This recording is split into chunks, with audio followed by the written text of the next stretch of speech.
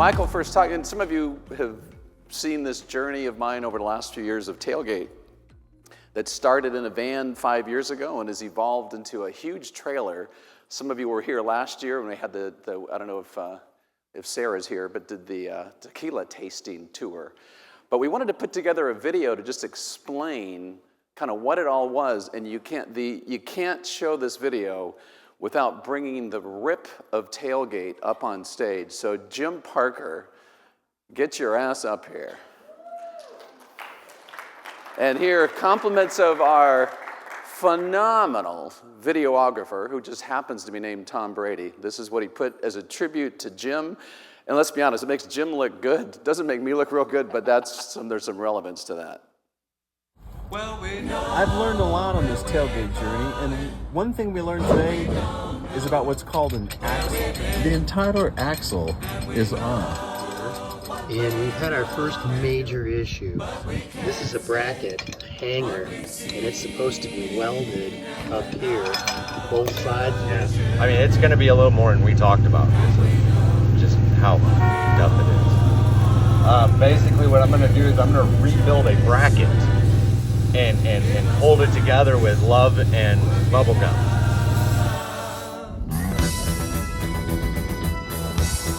Jack, how do you feel being weird to see the first day it's on the road.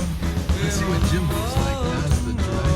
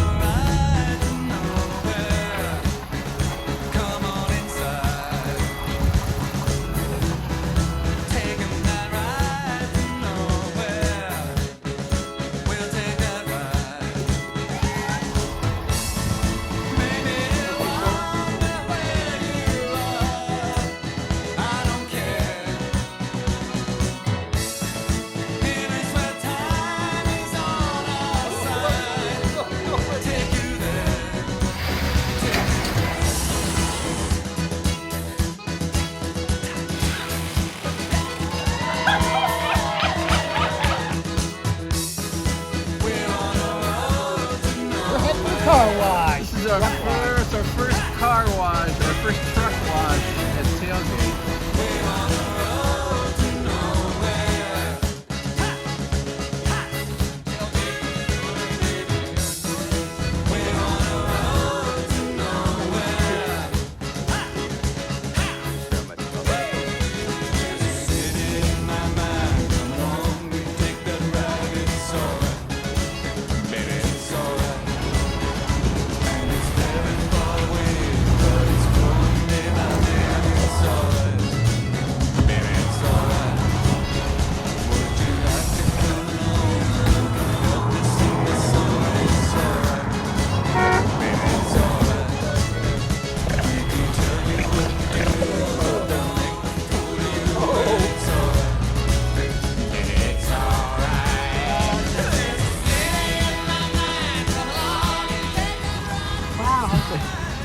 Now where do you go then?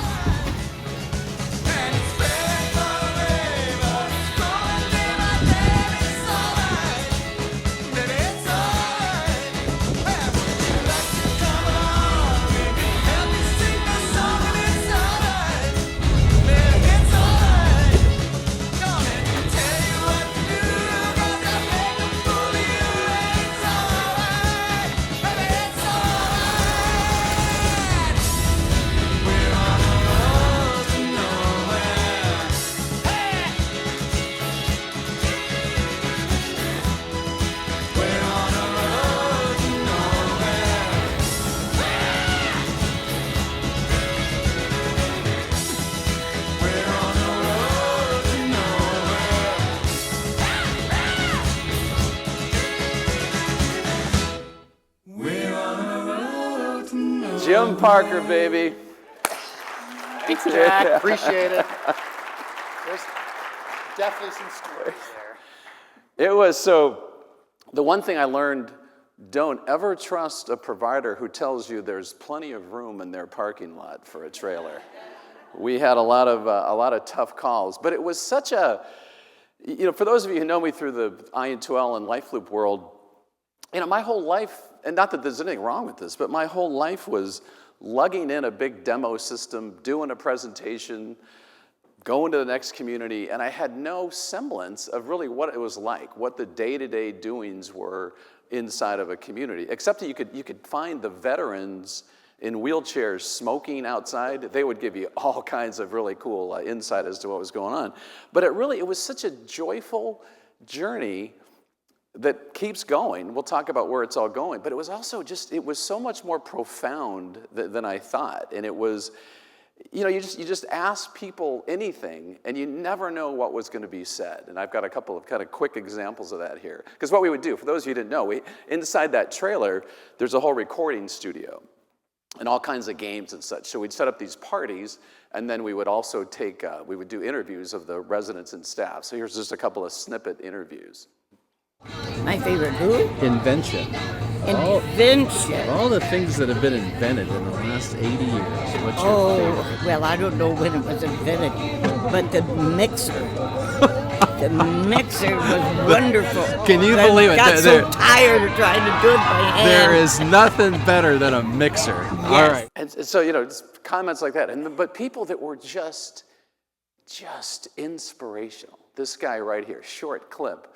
But when you're bitching about your day, and when you think life sucks, look at this guy and look at his attitude. I'm 90 years old, and I had my legs for 89 years, and I miss them. But the care is so good here that I am happy and keep on wanting to live, and wheelchair life isn't bad at all.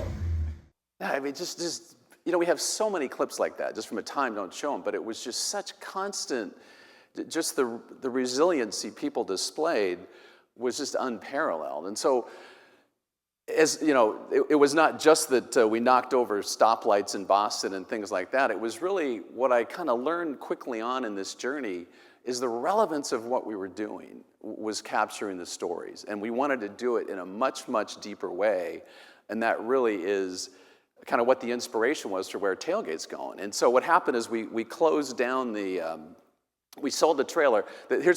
Don't trust me for financial advice. We spent, I don't know, Jim would know the numbers, but we spent about $250,000, I think, between the trailer, the wrap, all the stuff we did, the gutting, and we did it on an auction site. What was it, 11.5? Yeah, baby. Write-off, serious write-off. But so during that time, though, I had like 3 or 4 months. I'm a huge Bruce Springsteen fan, as many of you know me. And so I went to a couple. I like to do all the process to get to the front row of Springsteen. And that's my daughter on the left. We're in the front row. And Springsteen, he's 10 years older than me.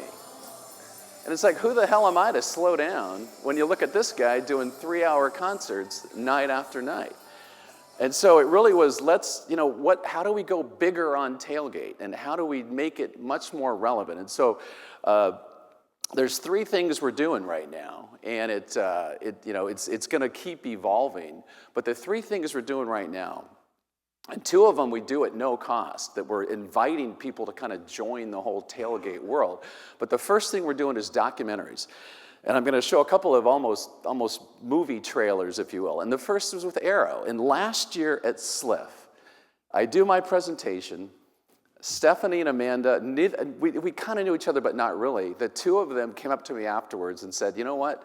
We don't want a marketing video. We want to do something different. And so you got your whole team involved. It was like every check in the box of the right way to do something. Everybody got involved, and what they wanted to do was put together a documentary about love in senior living that they released on Valentine's Day. And we have a videographer teams that these guys are so good. And here's a quick trailer of that documentary. I think you can look at someone, and when you're young, there's the attraction. But then with you and with the other person, there has to be commitment. If you love one another, you have a home. I think love is what the world is about. When I get down, he lifts me up. If I needed him, he always stay with me. Sometimes I will become sick, something happen, he's with me. Okay, don't worry, I am with you.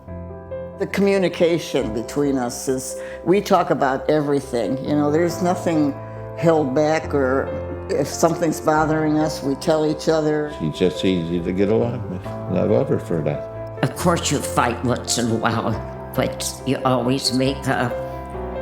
I knew she had full faith in me. One word I would say, tolerance. In our marriage, that's what worked. I tolerate whatever her shortcomings, she tolerates my shortcomings. We all have the same feelings, and I think that's important. You can't box it and label it. I love you. I love you.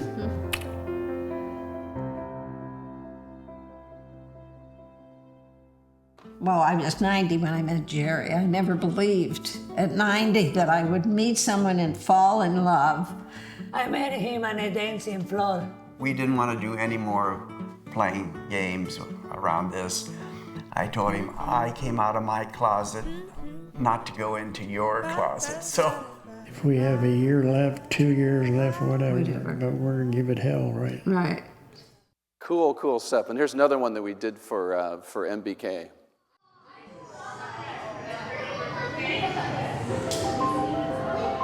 I'm 95 years old, and I like this place. I'm happy here. I just love living here. I feel very secure. It's fun to meet new people and just be around. I have been blessed with these years, and I don't want to waste them. In her mouth, so big, open, and then seal your I lips. believe you have a choice to do or not to do. That's my belief.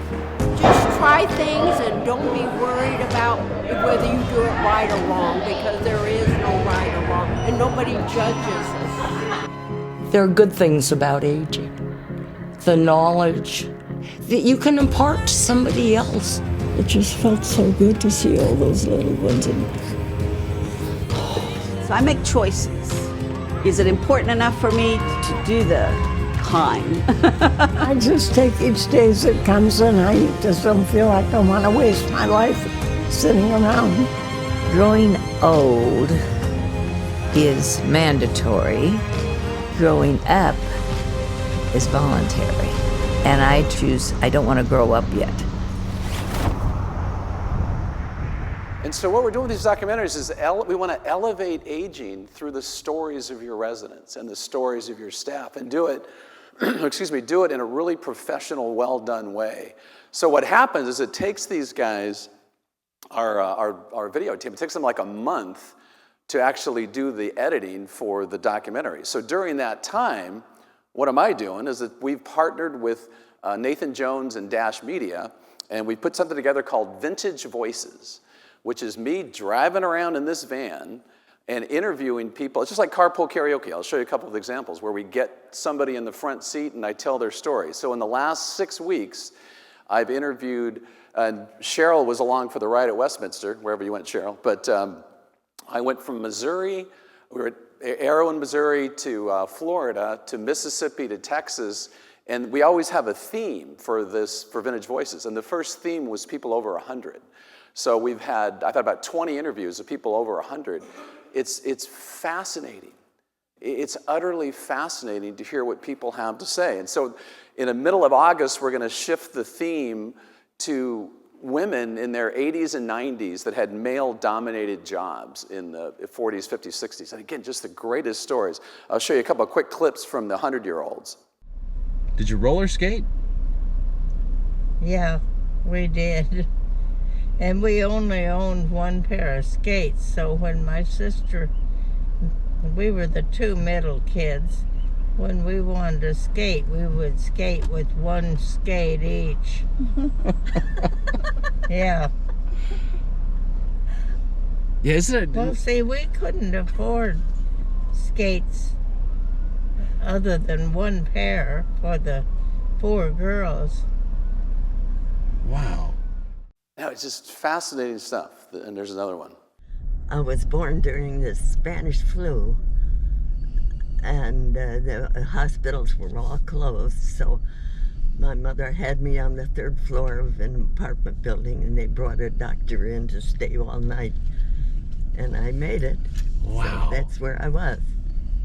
Now, and these people, they're just resilient. They grew up with virtually nothing, and they just kept going and going and going, and weren't looking for somebody to help them out or bail them out. They just lived, and it's this weird spiritual thing that you have a person's life on a little SD card. The profoundness of this I can't overestimate or can't underestimate. So the last thing, and so this is with Vintage Voices. These are, we're setting these trips up right now, and so we're going through all these states, and it's all a matter of just scheduling. So if you want to have us, like I said, we're going to shift in the summer towards women that had male-dominated jobs. Dash Media, who's gotten millions and millions of views of some of the stuff we did for TaleGate, it's a great way to get exposure in a really positive way. So feel free to reach out to me about that afterwards. And I do want to give a big shout out to I also want to shout out the sponsors last year. I know CARE may be in here, and PCC, Life Loop, and Hamilton Captel are along for the whole ride. But we really only wanted 3 sponsors because we wanted to have kind of a custom experience for them. So big shout out to I know the Life Loop folks that are here. And here's kind of I look at myself as kind of a combination of Edward R. Murrow and Arlo Guthrie. This is while all you guys are planning for board meetings, this is kind of what I'm doing every day. One of the coolest things about Vintage Voices is driving through Americana. So here it is, West Texas.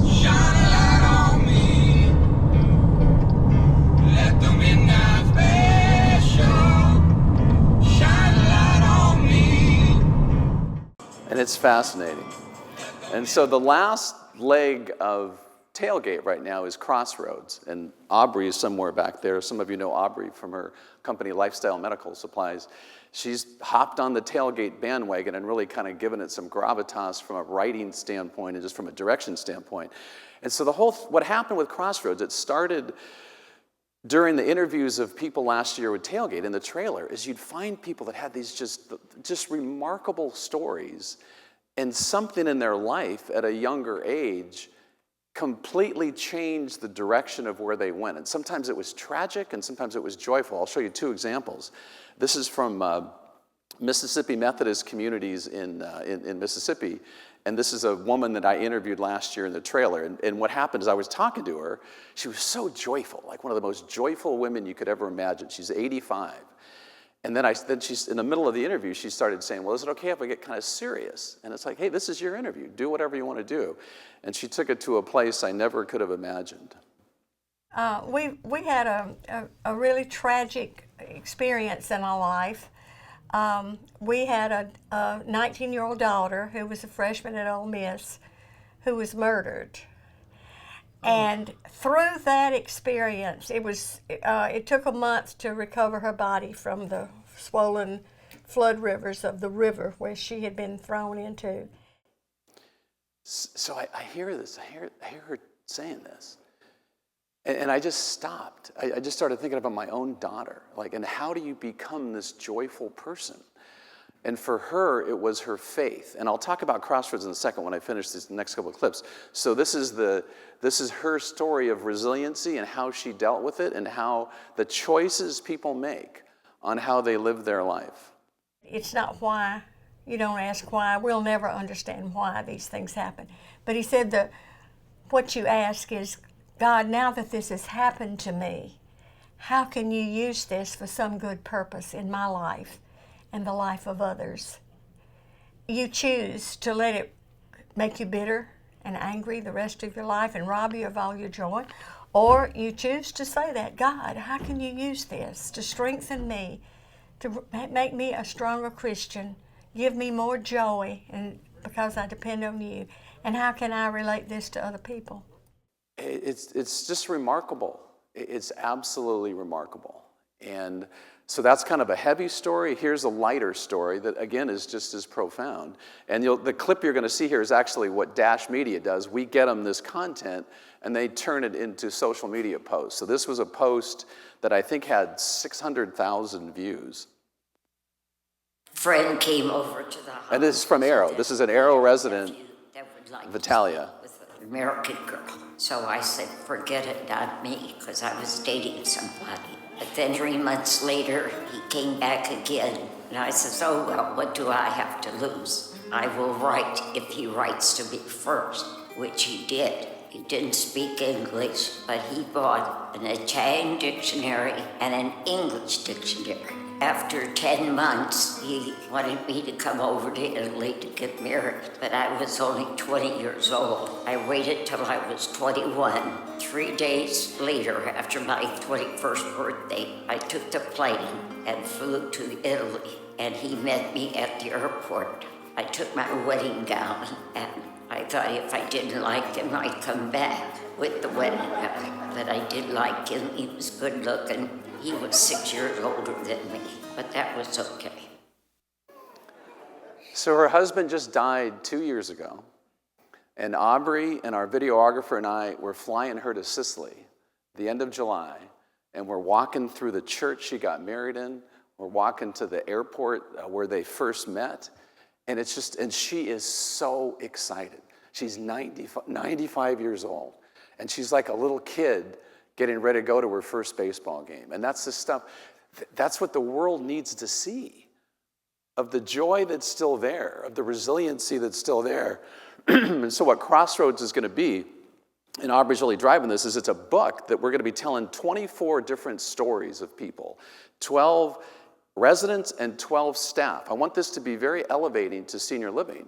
And so Aubrey will write the story of the person, and then we'll have a QR code and have a video of what the person telling their story. So we're just starting this project. Again, it costs you nothing. If you've got people either in your staff or your residents that you think have these stories of inspiration, good or bad, let Aubrey know. And she's got a whole process in place, and we're about halfway through. So we're super excited about that. And so this is the outcomes of TaleGate last year. If anybody wants to see the full videos of Arrow or MBK or other stuff we're doing, you can grab that QR code and you'll see them. But it really was just a remarkable experience. And it got me thinking, it just got me reflective that of my own life. And there's part of me that is like, I am totally Leonardo DiCaprio on Catch Me If You Can. I managed a sales force that we sold $400 million worth of semiconductors that I could not, to this day, tell you what they did. I have no idea what they did, but companies bought a shitload of them, so it was a good thing. I start IN2L not knowing anything about senior living, not knowing anything about engagement technology. I'm not a technology person. I've never told anybody. They all think I am. I'm not. Everyone in the company knows that relatively quickly. I met Francis from Cameroon. We started this whole, I'll show you a picture in a second, but we've raised well over $1 million, and we've impacted over 150,000 kids and older adults in Cameroon. I don't know anything about this stuff. And now I'm a documentary producer. What do I know about producing documentaries? But I've had these angels, these people have shown up that have really made these dreams we've had come to reality. So I haven't, and then the biggest joke of all is my ex-wife and I are horrible singers. Here's my daughter, and here she is a couple years ago. If he don't love you anymore, just walk your fine self out the door. I know my heart said money, baby, how you feeling?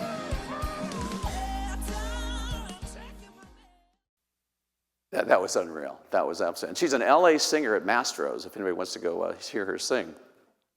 So I'm very self-deprecating about that, but what I have done, and it's been the story of my life, is that I've listened to whispers.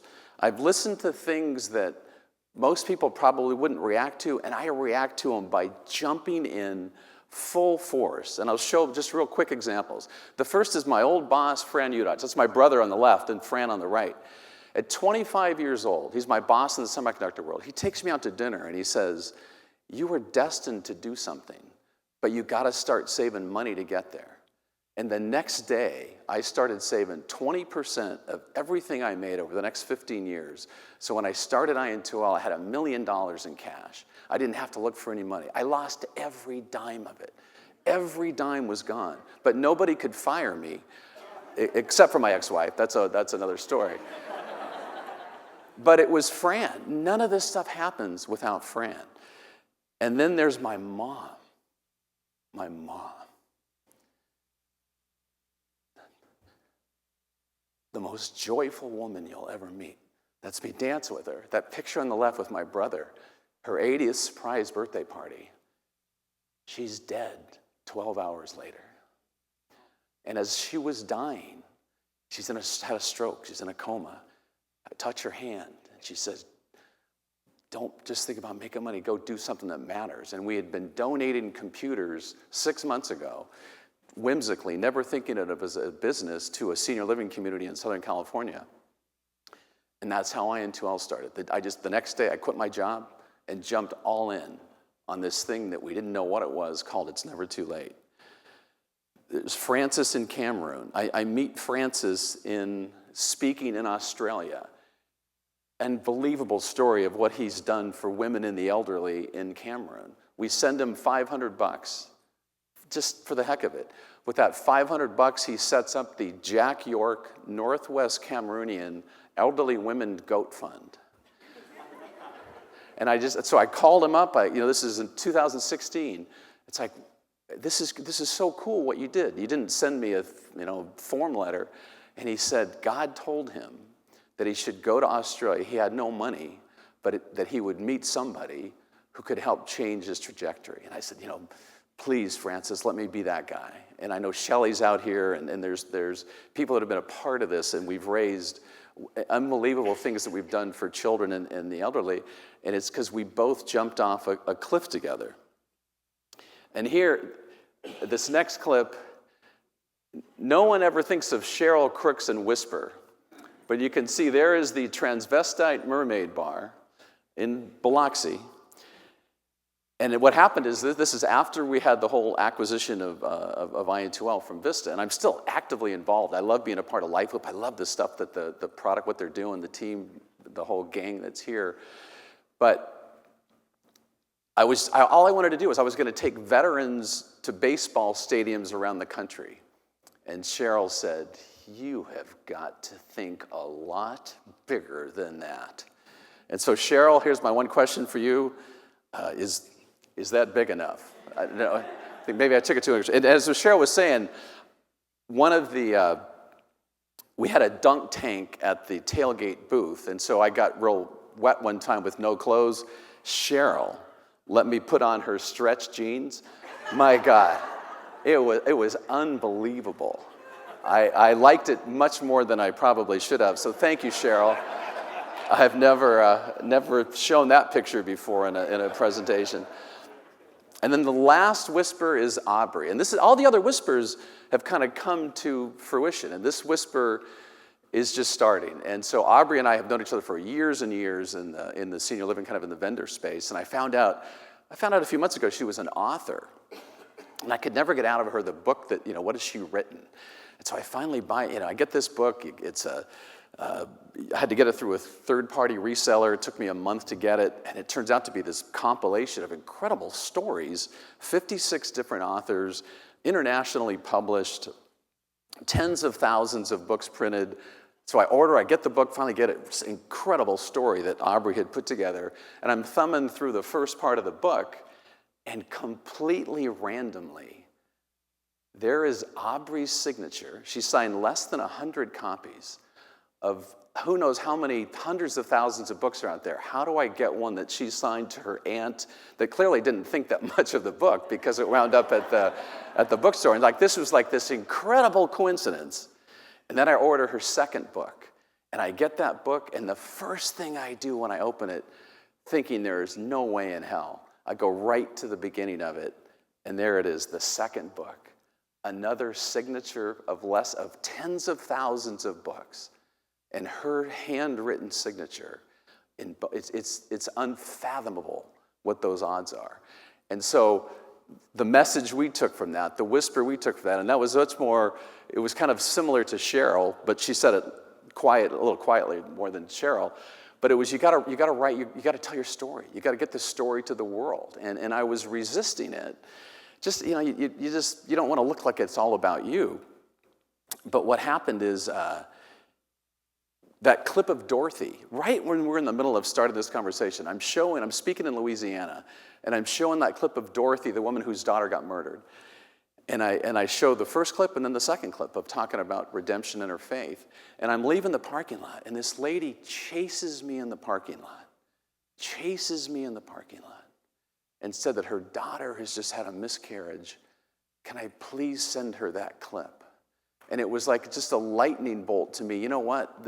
This is really profound stuff that we're doing. And so I really, just wrapping things up, it's been just this journey of 5 years has been the most remarkable experience of my life. And I had such a revelation yesterday with Alan sitting right here. And I was just doing the math that IN2L, it's our 25th anniversary. Paige is going to be putting together a whole cool thing later in the year celebrating our anniversary. But I sat there, and it feels like, man, that's a long time. That's old in the tooth, this and that. I'm sitting there looking at Alan, sitting right here. And I think 25 years from now, I will be his age. So why not go all in? So the next 25 years, this is what I'm doing. And so I'm going to close with something. Everybody who's a provider, for just 1 minute, and I don't know if Kimberly's in here somewhere, but everybody that's a provider, just put your phones and just concentrate for 1 second on this clip. What was such a consistent theme of all of these years of the visits I've done is the impact that you have on the residents. And to be blunt, it's not you guys. It's the maintenance workers, it's the CNAs, it's the activity directors, it's people that are touching. Now, not to be dismissive, you're doing the same thing, but you have other things that you're trying to pull up. But watch this clip, and I'll tell you a little bit more about his story afterwards. They helped my wife so much during that time. When she passed, some of the things that they did to help me, they would come in the room in the mornings, and I always got a good morning. How are you today? Okay? And that type of thing. It kind of started bringing me up a little bit. I got to thinking about what my wife would want me to do. How long were you married? 49 years and 8 months. What do you miss about her the most? Her smile, little things. Then they encouraged me afterward to start writing.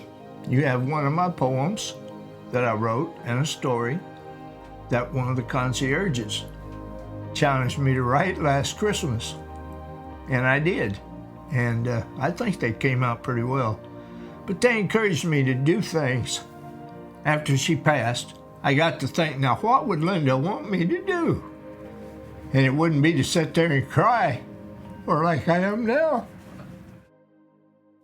And it was so odd that some stranger that would come into a community and sit down and talk for a while, how open people would get. I think part of it was because I was a stranger, and part of it was people could see I'm authentic.